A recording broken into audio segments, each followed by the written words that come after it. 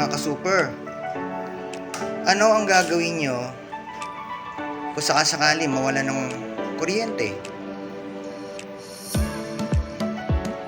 Siyempre, karaniwan sa mga alaga nating isda ay napaka-espesyal at nangangailangan ng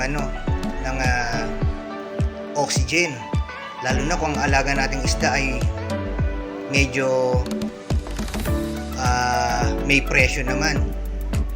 O, syempre, iingatan mo siya upang hindi siya mamatay. Ngayon, kung sakasakali mawala ng kuryente, anong gagawin mo? Well, merong isang solusyon na napakadali lang na dapat nyong gawin. Ang kailangan nyo lang ay dalawang bagay. At ito yon.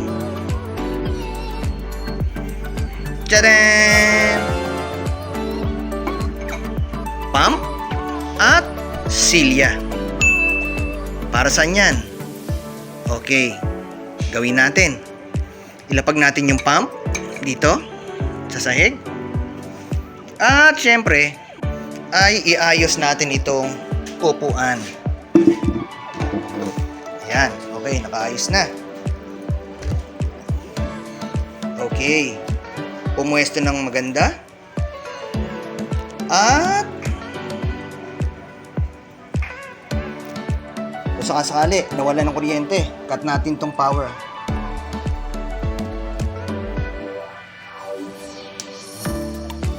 Ayan, wala na, wala nang bula. Okay, ngayon ang gagawin natin, doon yung kailangan ng pump power. Tadaan! Okay, dito may ballpen dyan, may takip ng ballpen upang magkasya yung hose. Siyempre, ayan. Okay, kabit natin.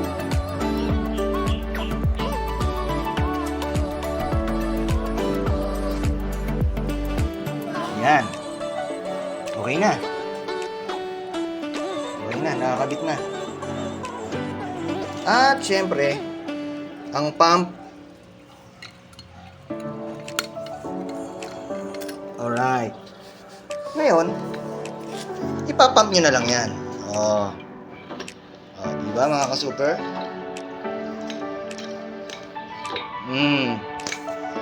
Napakadali lang.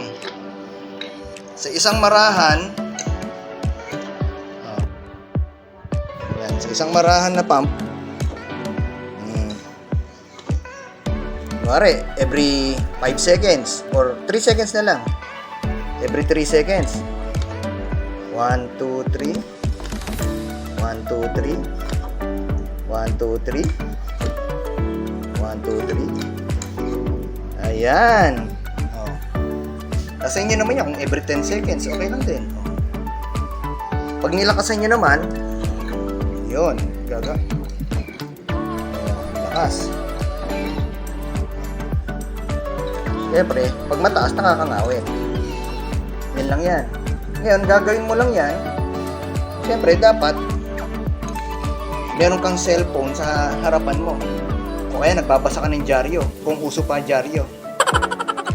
Yan, nagbabasa-basa ka. O kaya merong TV sa may area mo. Habang nanonood ka, gaganyan-ganyan ka. Eh, paano ka nga palang manonood? Eh, wala nga palang kuryente. Ayan. Ayun, nagbabasa-basa ka na lang sa cellphone. Ayan.